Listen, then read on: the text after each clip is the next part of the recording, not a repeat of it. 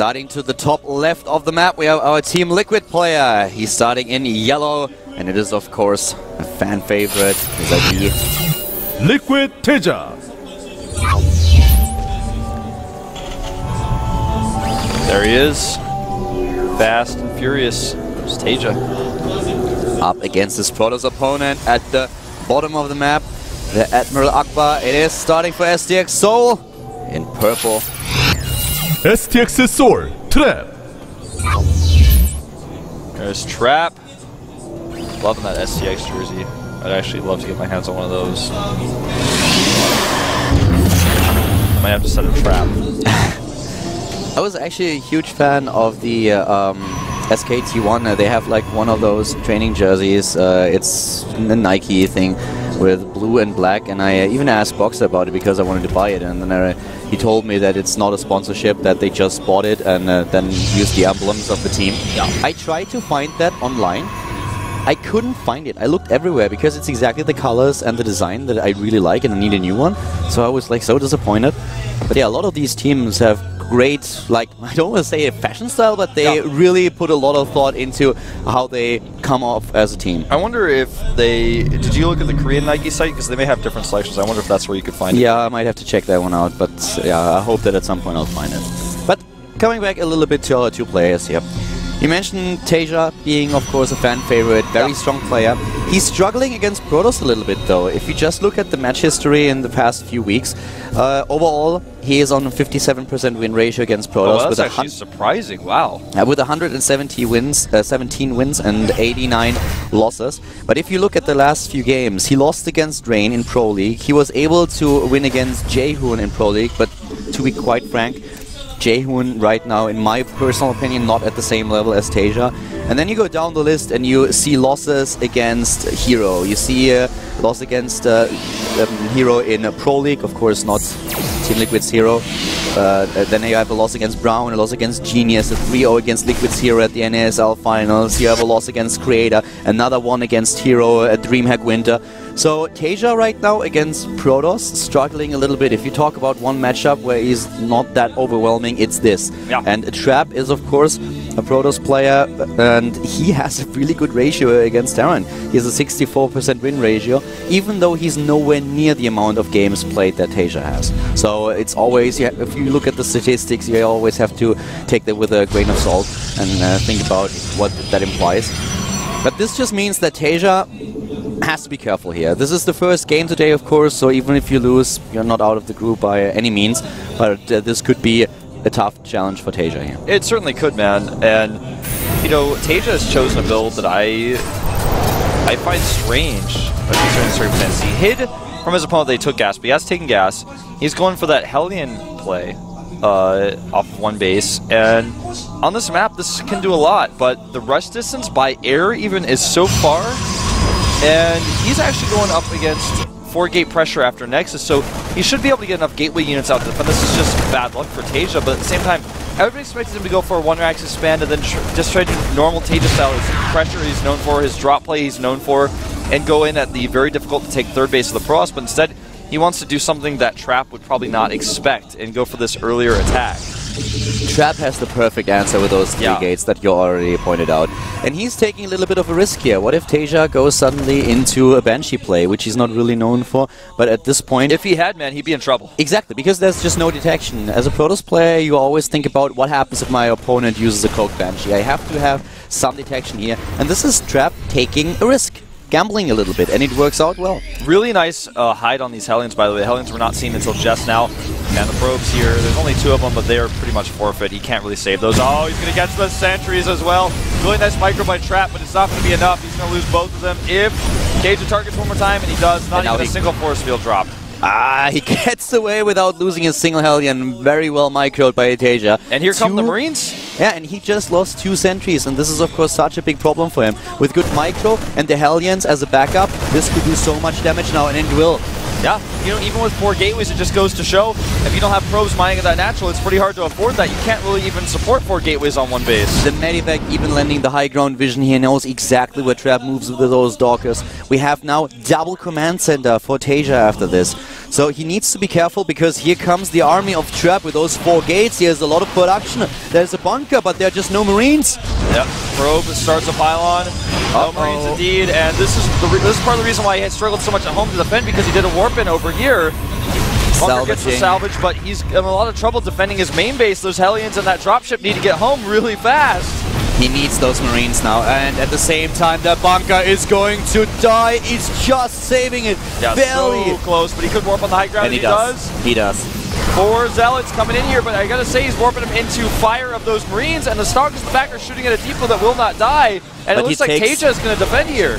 Well, I'm not quite sure just yet, because he still has a lot of firepower here, and he can warp an additional set of units. There is a Banshee now that is doing a lot of damage, and he has the SCVs to repair it immediately. Trap is trying his best. He still has those 4 gates. He's moving into the main base right now, trying to place down another pylon. Yeah. Here comes the warp in. SCVs are dying. 23 probes against 26 harvesters in favor of TaeJa so far, and TaeJa cleans house, takes down one Stalker after another, but he is really fighting hard. It was certainly a tough battle, but it looks like he will finally defend with the siege tank coming out now.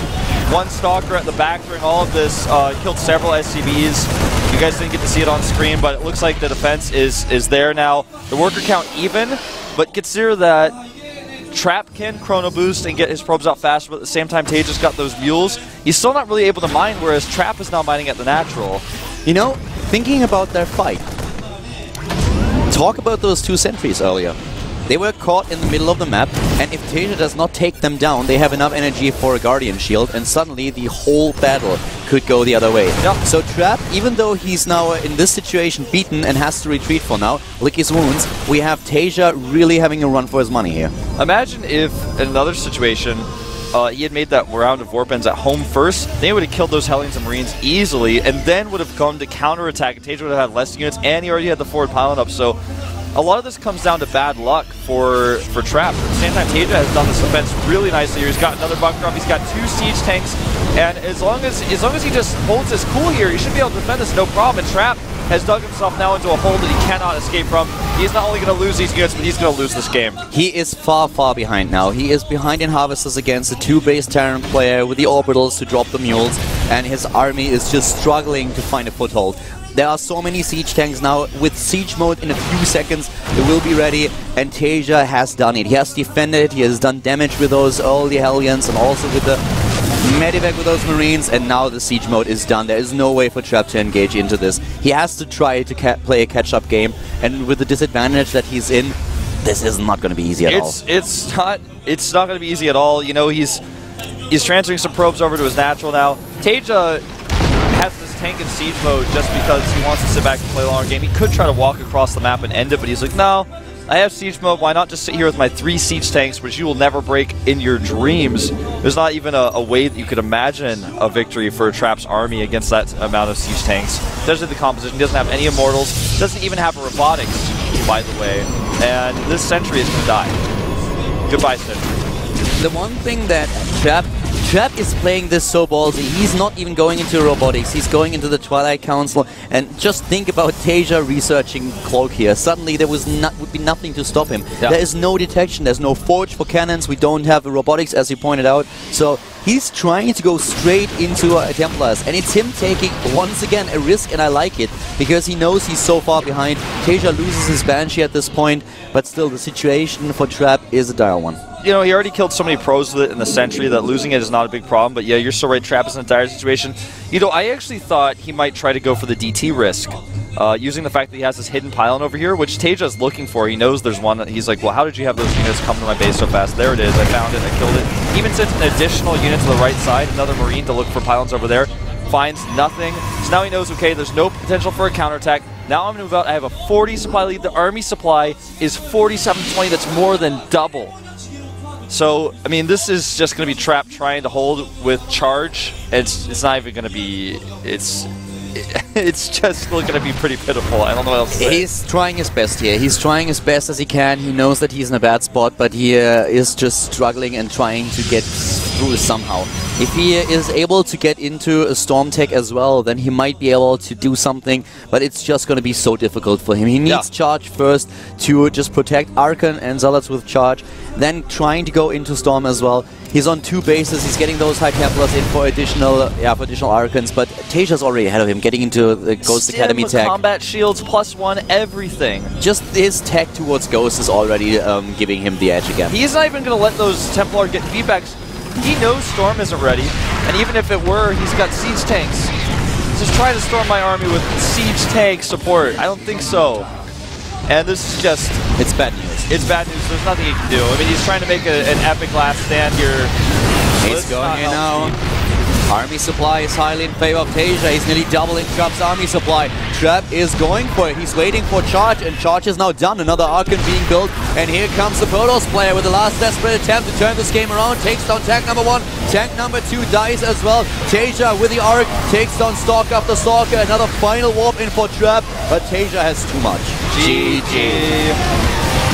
Trap, you know, he lost those sentries that really hurt him. He was going for an aggressive play, and it was weakened by that. Then when it didn't work, he had no follow-up. Very well played by TaeJa.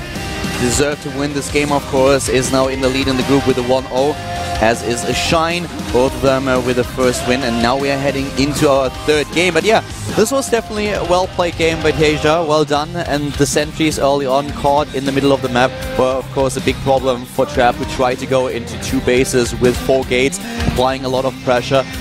And things could have been different. They could have been different here, but TaeJa just proved out to have the better micro, and he had the luck that he needed early on to spot these sentries and then the micro to turn them, to take them down. Yeah, exactly.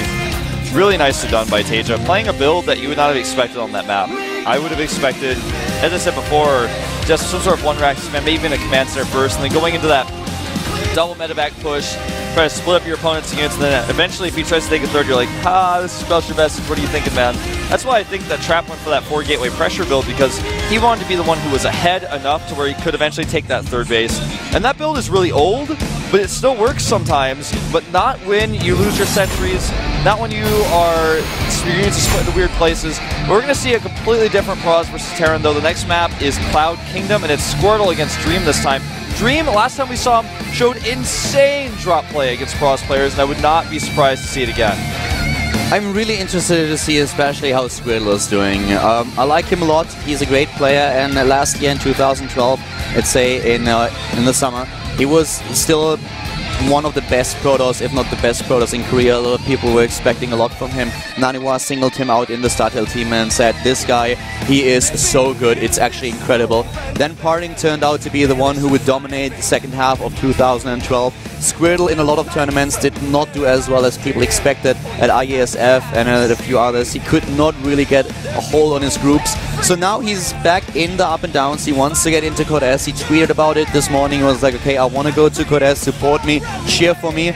And he's up against Dream in the first game today. So if you guys are a Squirtle fan, then definitely make sure to send him the tweet to cheer for him. You can do that so on Twitter. His Twitter ID is st_Squirtle. And on the other hand, if you are a Dream fan, I have to disappoint you because he does not have a Twitter account. But we are currently here at the Up and Downs. If you want to give a shout out to the 2 of us, of course, or let us know about something that we did or missed today, Tell then me do that. anything with Caldor and Wolf. Yeah, at Proxy Wolf for Wolf and myself at Caldor. We still have a couple of minutes left before the game is about to start, but I'm really excited to see how Squirtle performs today, as I mentioned. Here, man. You know, we had this trifecta of process for StarTale. It was Squirtle, there was Parting, there was Ace, the 3 players who were looking like they were going to be so dominant at the end of 2012. And like you said, it was Parting who came out on top. Ace is all but disappeared, and Squirtle is here just hanging in the up and down matches. What's going to happen? Is he actually going to be able to prove that he is still one of the top Protoss players for his team? So many people predicted him to come out in Code S with Squirtle, with TaeJa together. Is it gonna happen this way? Cloud Kingdom is the first map for him. He's up against MVP Dream, a player that impressed us with drop play in the past. Can he do it again? We are ready to go. I hope you guys are ready for this game. Game number 3 at the GSL Up and Downs Group B. Squirtle vs Dream with Caldor and Wolf.